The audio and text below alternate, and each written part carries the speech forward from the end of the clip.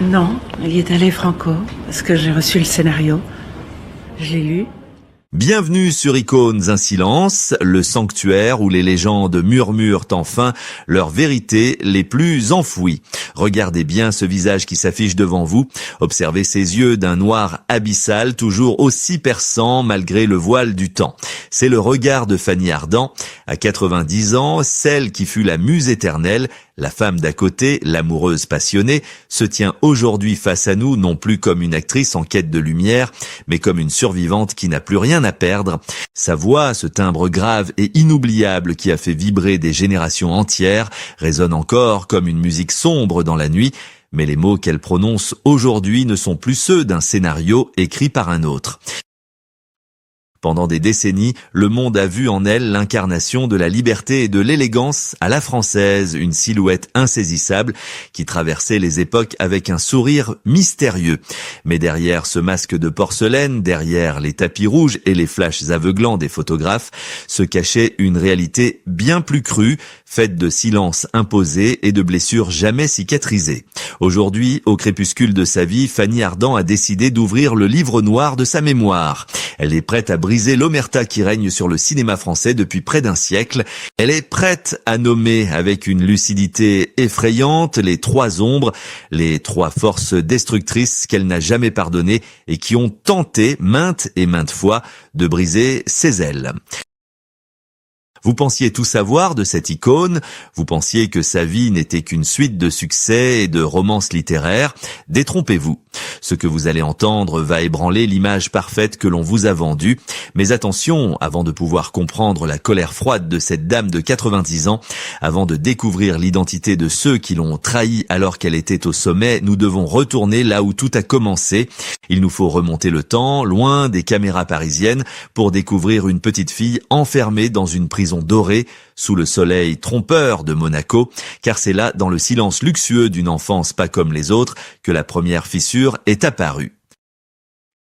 Imaginez un instant le décor de cette jeunesse, une carte postale baignée par le soleil éternel de la Côte d'Azur, où les apparences sont reines et où le silence est une vertu cardinale.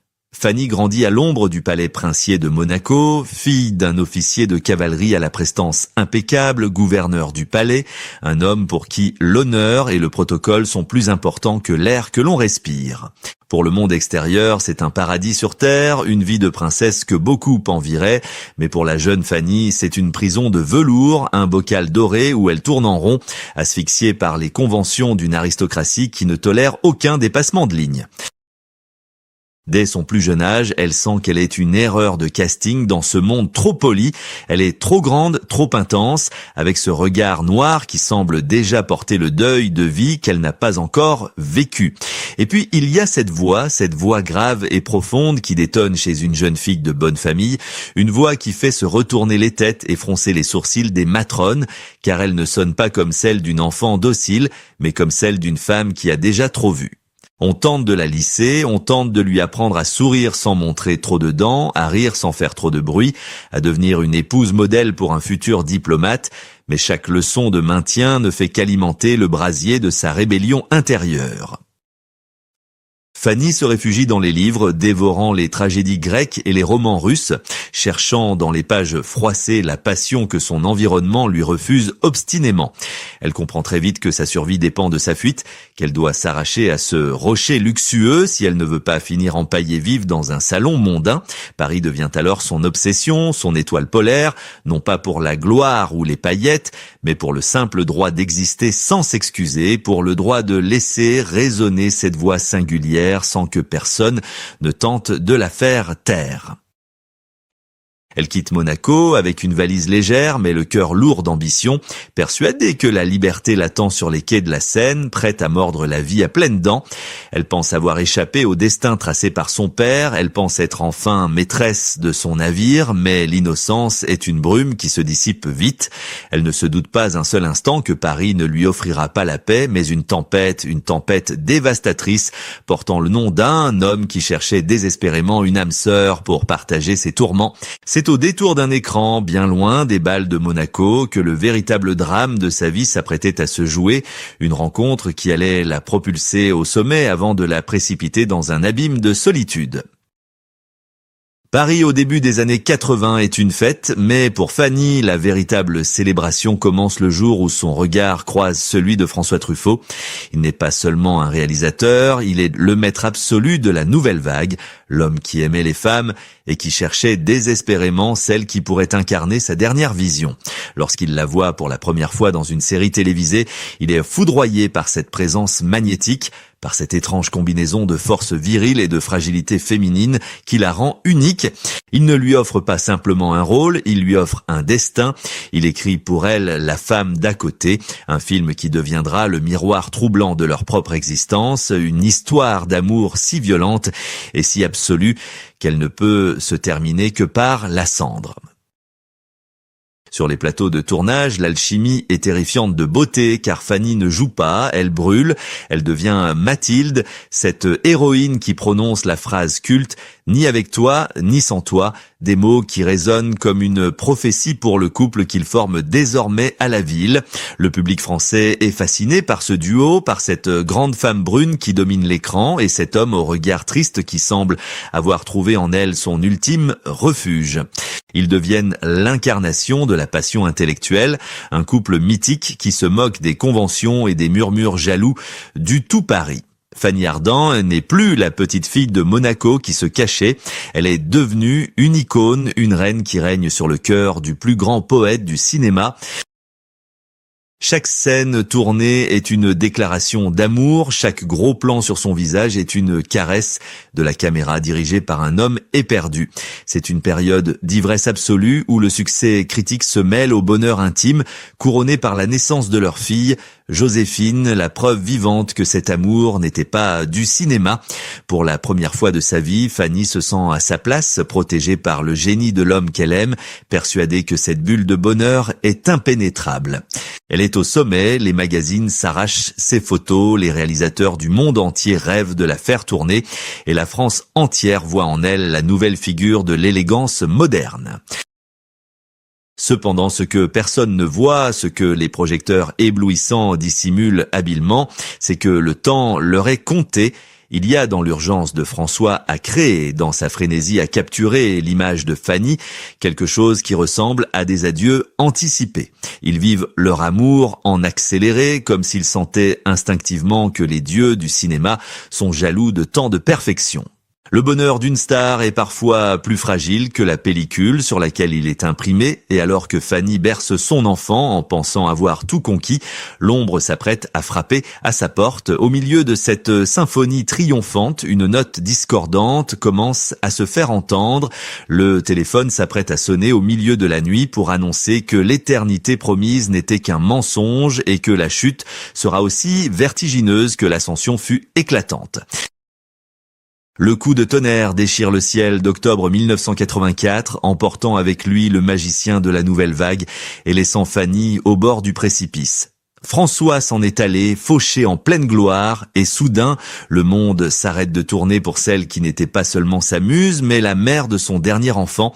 Fanny se retrouve seule, terriblement seule, dans un appartement parisien devenu trop grand, avec dans ses bras une petite fille qui apprend à peine à marcher et qui ne connaîtra son père qu'à travers les écrans de cinéma. La douleur est physique, viscérale, c'est une amputation de l'âme qui la laisse chancelante, le regard perdu vers un horizon désormais vide de sens.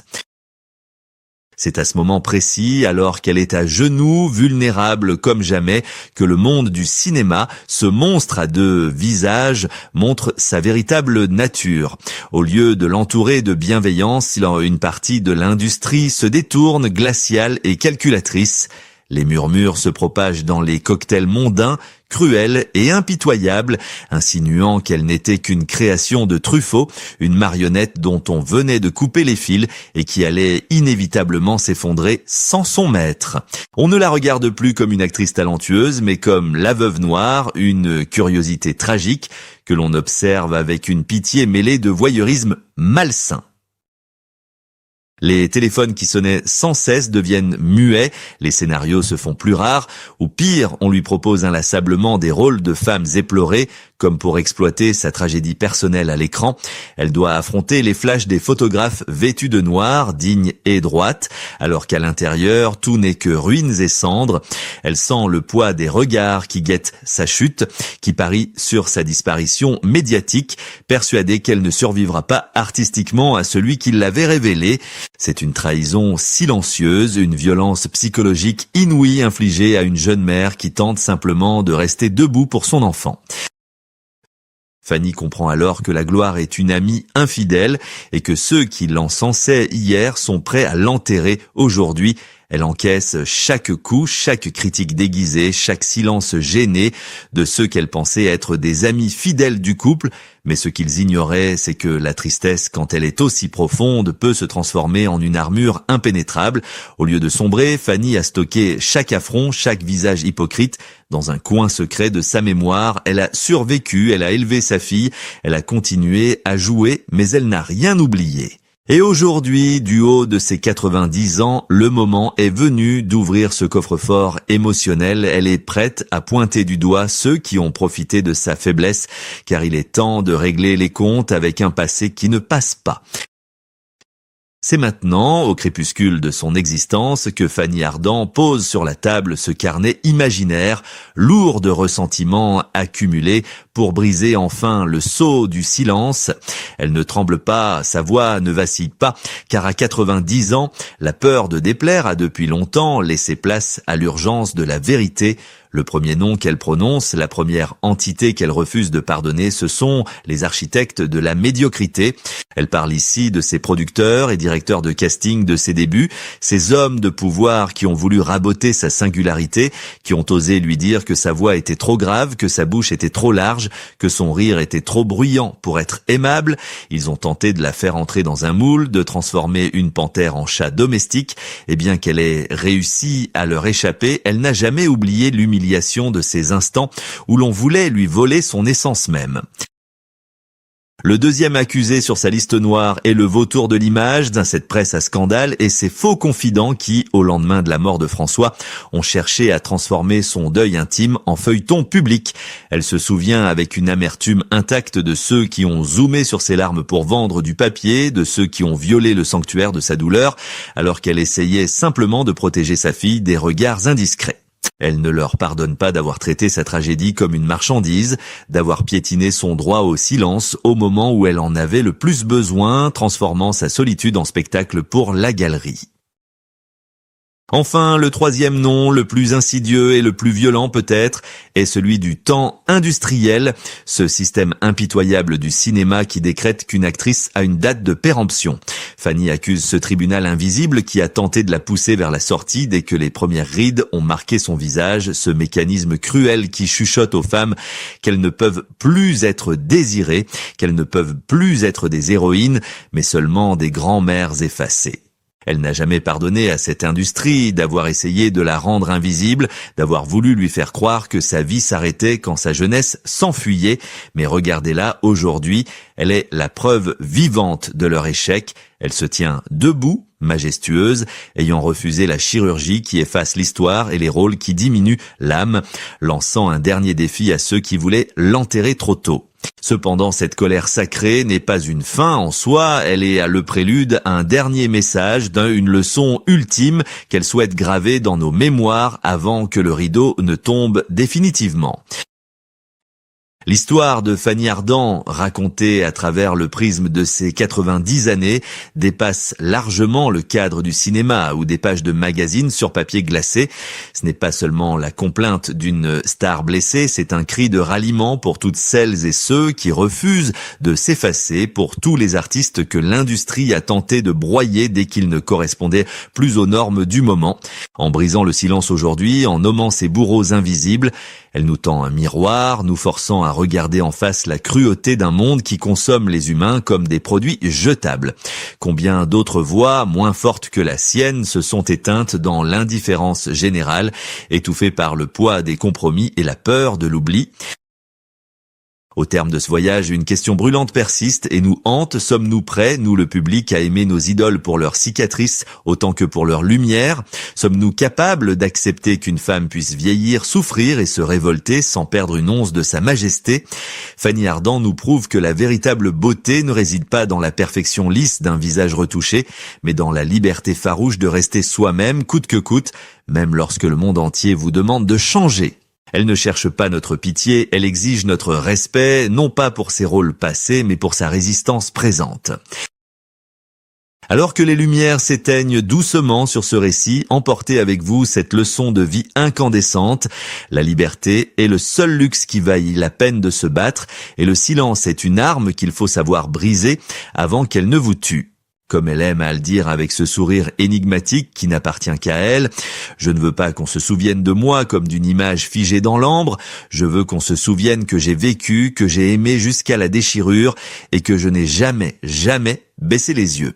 Merci d'avoir écouté cette vérité sur la chaîne Icônes à silence. N'oubliez pas de vous abonner pour que d'autres voix puissent enfin se faire entendre, car chaque histoire oubliée mérite sa lumière.